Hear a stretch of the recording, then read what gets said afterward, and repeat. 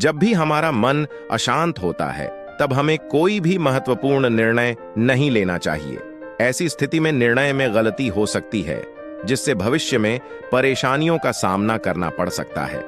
मन शांत होने की प्रतीक्षा करें और इसके बाद ही कोई निर्णय लें। अशांत मन के संबंध में गौतम बुद्ध का एक प्रसंग प्रचलित है। जानिए ये प्रसंग के अनुसार एक व्यक्ति का उसकी पत्नी के साथ तालमेल नहीं बन पा रहा था। उनके बीच रोज झगड़े होते थे। इस वजह से उसका मन अशांत रहता था। तंग आकर एक दिन वह जंगल में चला गया। उस समय गौतम बुद्ध अपने शिष्यों के साथ जंगल से गुजर रहे थे। दुखी व्यक्ति ने बुद्ध को सारी बातें बताई और कहा कि मैं संन्यास लेना चाहता हूं, कृपया मुझे अपना शिष्य बना लें।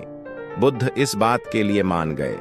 अगले दिन सुबह के समय बुद्ध ने उस व्यक्ति से कहा कि मुझे प्यास लगी है, पास की नदी से पानी ले आओ।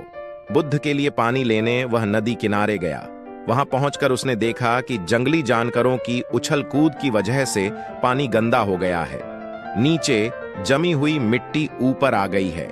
गंदा पानी देखकर नया शिष्य वापस आ गया। बुद्ध के पास पहुंचकर उसने इस बात की जानकारी दे दी। कुछ देर बाद बुद्ध ने फिर से उसे पानी लाने के लिए भेज दिया।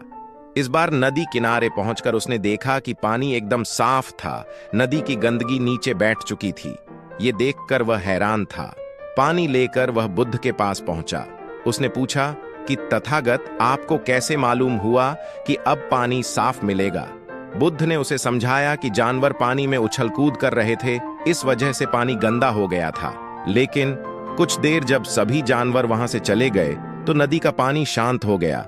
धीरे धीरे पूरी गंदगी नीचे बैठ गई। ठीक इसी तरह जब हमारे जीवन में बहुत सी परेशानियां आ जाती हैं तो हमारे मन की शांति भंग हो जाती है। ऐसी स्थिति में ही हम गलत निर्णय ले लेते हैं। हमें मन की उथल पुथल शांत होने का इंतजार करना चाहिए, धैर्य रखना चाहिए, मन शांत होने की प्रतीक्षा करनी चाहिए। बुद्ध की बातें सुनकर व्यक्ति को अपने जीवन की याद आ गई। उसे समझ आ गया कि उसने घर छोड़ने का निर्णय अशांत मन से लिया था, जो कि गलत है। उसने बुद्ध से घर लौटने की आज्ञा ली और वह अपनी पत्नी के पास चला गया। इसके बाद उसके वैवाहिक जीवन की परेशानियां खत्म हो गईं। अब वह शांत रहकर ही सारी समस्याओं को सुलझाने लगा था।